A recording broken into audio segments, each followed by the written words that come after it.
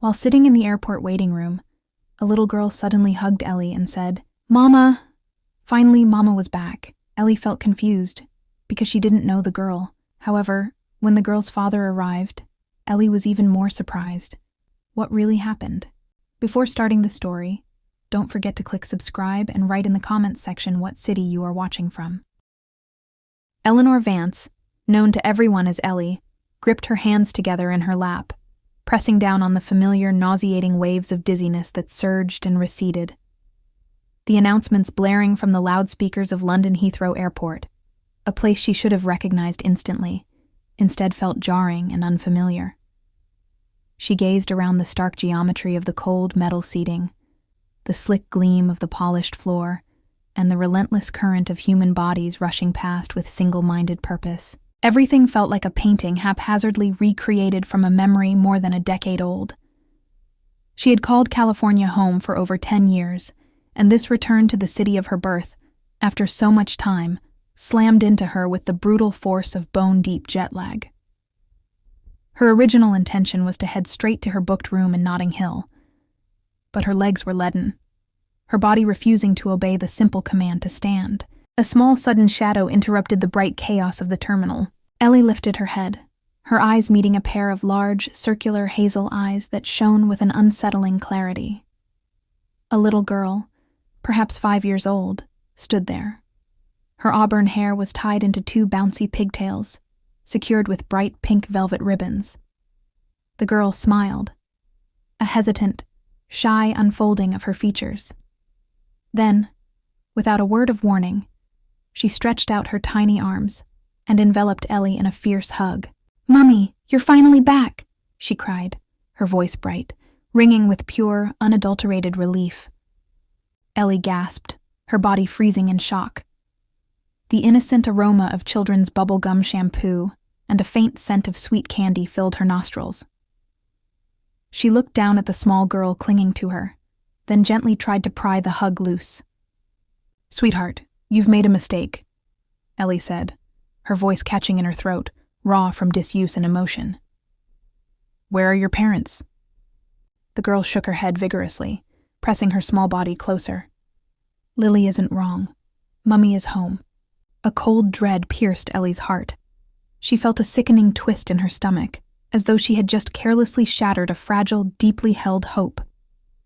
Before she could formulate a better, kinder explanation, a panicked, low-baritone voice cut through the air. Lily, where are you?" The girl turned her head, reluctantly releasing her grip on Ellie. A young man, sharply dressed in a tailored blazer and a visibly anxious expression, hurried toward them. He carried a small, bright yellow backpack in one hand.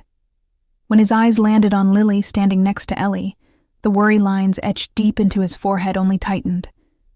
But as his gaze shifted to meet Ellie's, the initial look of alarm evaporated, replaced by a shock that quickly deepened into something far more profound and utterly unreadable.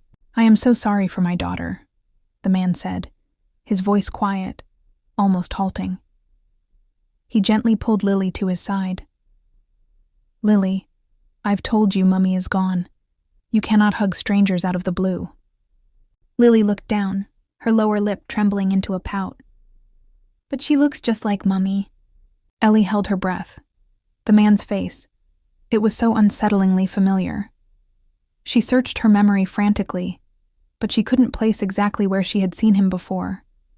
The sound of his voice, the worried lines around his eyes, even the posture of his shoulders, all of it triggered a faint, distant echo.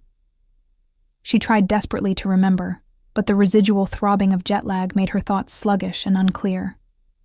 The man turned back to Ellie. "My name is Marcus Holloway," he said, extending a hand, which Ellie shook automatically.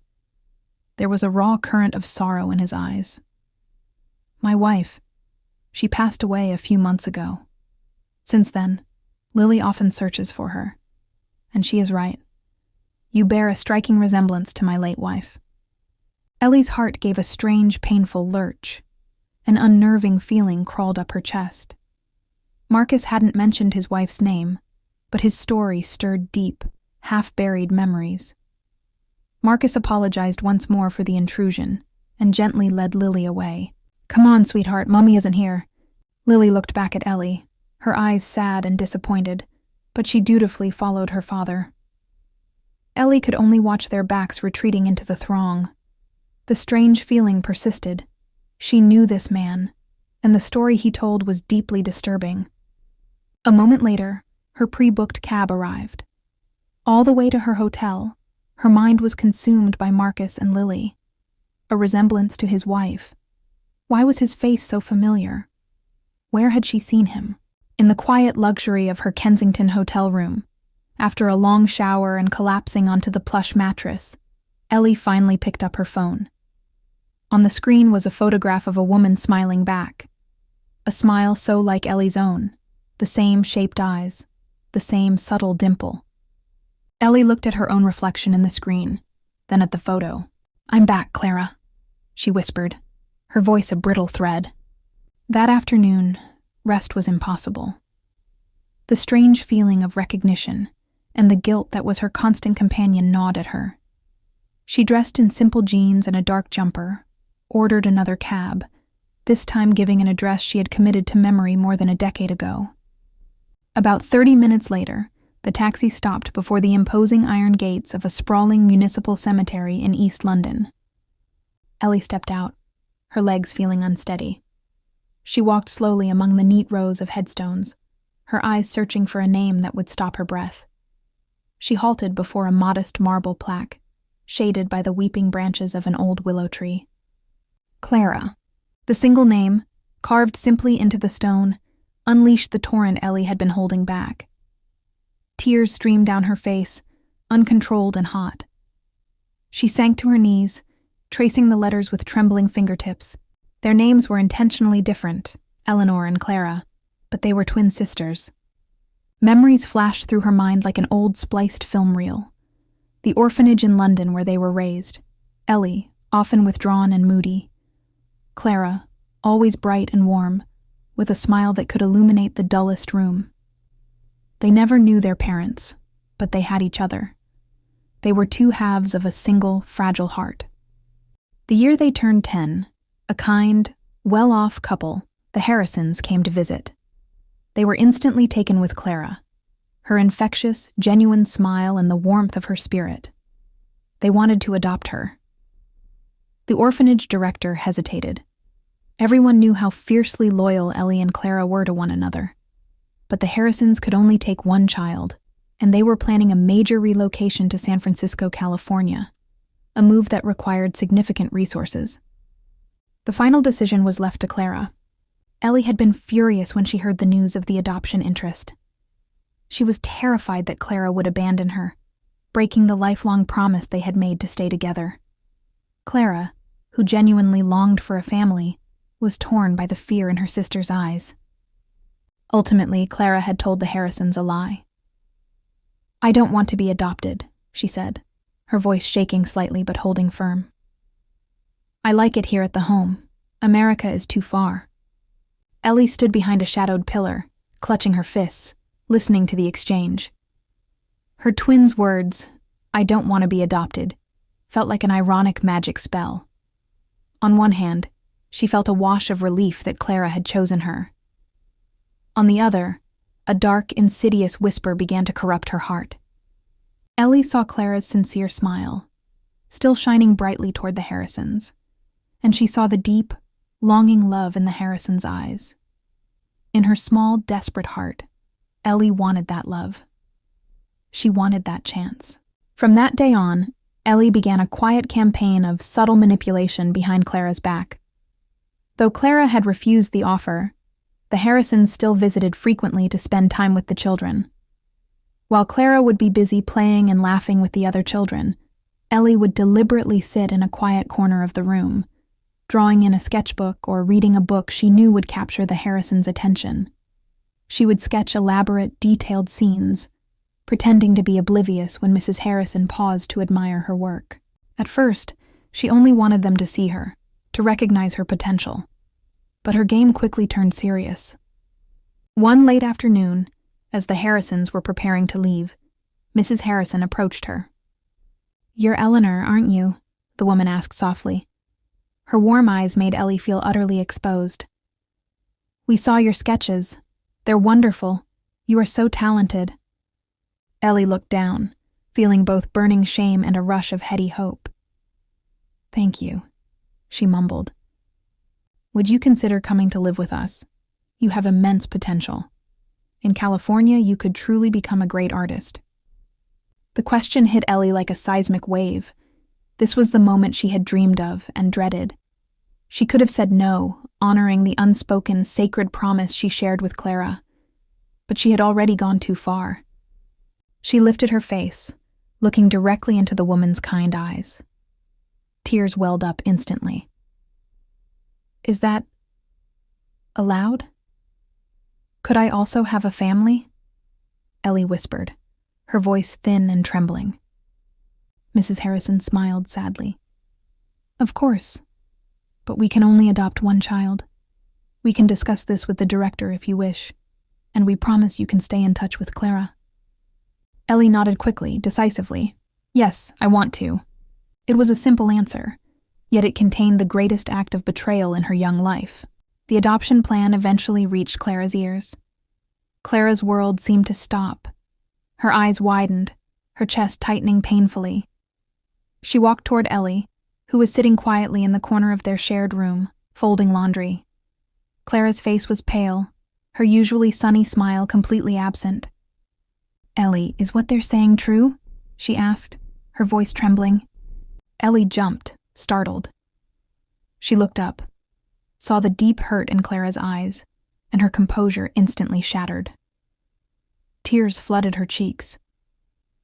"Clara, I'm so sorry," Ellie whispered, barely audible. Clara shook her head, tears starting to fall from her own eyes. "Why? Why did you do this behind my back?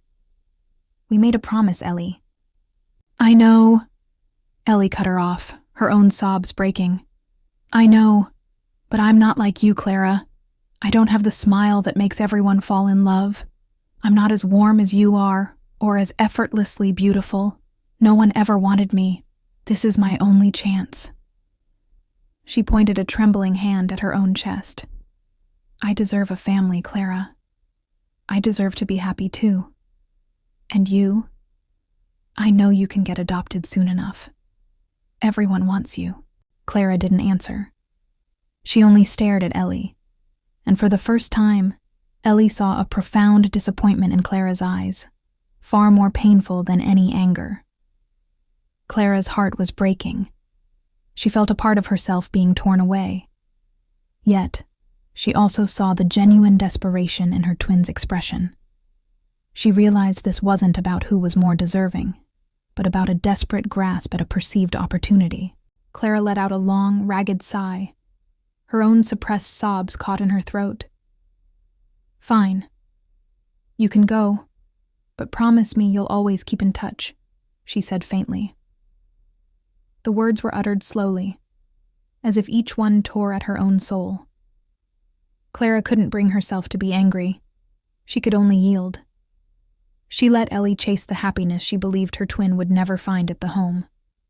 Ellie pulled Clara into a fierce embrace, and both girls wept. It was a farewell hug, saturated with regret, sacrifice, and a promise that felt impossibly heavy. Shortly after, with steps that felt weighted with bricks, Ellie left the orphanage. She looked back one last time, seeing Clara standing alone at the gate, watching her departure with eyes that were still wet. Ellie knew this separation would leave a deep, festering wound in both of them. The thousands of miles between London and San Francisco couldn't sever their spiritual bond. Ellie and Clara stayed in touch through letters and occasional, often delayed, phone calls. In every conversation, Ellie felt a crushing weight in her heart. She knew Clara was never adopted. The question constantly haunted her. Was it because of me? Did I steal her chance? One night, Ellie finally found the courage to ask, "Clara, why haven't you been adopted by another family? I know so many parents would want you. You know this makes me feel guilty," Ellie said, her voice shaking with years of held-in remorse. Over the phone line, Clara laughed softly. "Ellie, Don't be ridiculous. It's not your fault. I chose to stay here because I love this place, and I won a scholarship. That's a gift too, Ellie. I have the chance to study, and I'm going to be a better person. You have nothing to regret." Hearing Clara's honesty and sincerity, Ellie couldn't hold back her tears. She wept, not from sadness, but from a profound wave of relief and overwhelming emotion. Clara never hated her. Clara never blamed her. Ellie felt a deep shame for having doubted her twin's pure heart. She was proud of Clara, her sister who was more than just family. When they were 24, Clara shared exciting news. She was getting married. She sent a photo of her fiancé. His name was Marcus Holloway. "He's a good man, Ellie," Clara had said. Clara wanted to introduce Marcus, but Ellie always postponed it, saying they would meet when she came home. Secretly, Ellie was planning her return to surprise Clara on her wedding day. But fate intervened cruelly. Just before her planned trip home, Ellie and her adoptive parents were involved in a horrific car accident in the California desert.